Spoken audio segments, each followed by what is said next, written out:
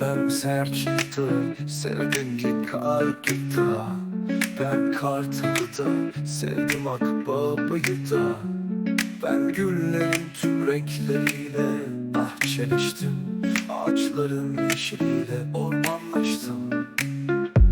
Ben sizin isyanınızda dağdan ovayı güneş misali aydınlattım. Ben öpülen yanaklarda, öptüğüm dudaklarda bakirleştim.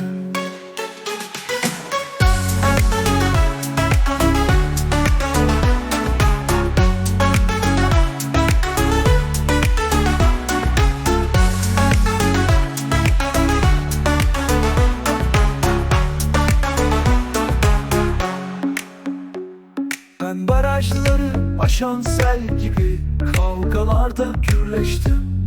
Ben sizinle destan oldum, türkü söyledim, ağıtlar yaktım. Ben sizinle şafaklara güneş, geceye ay oldum. Ben sizinle var oldum dostlarım. Elim yine havada, yüreğim yine yangınlarda. Bana elveda dostlar, siz var olun. Elim yine havada, yüreğim yine yangınlarda.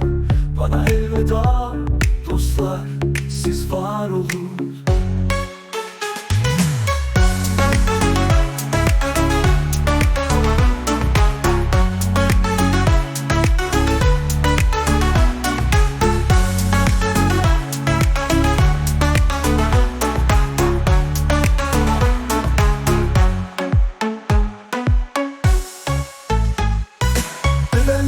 Yenen yanaklarda, öptüğüm dudaklarda bakirleştim. Barajları aşan sel gibi kavgalarda gürleştim. Ben sizinle destan oldum, türkü söyledim, ağıtlar yaktım. Ben barajları aşan sel gibi kavgalarda gürleştim.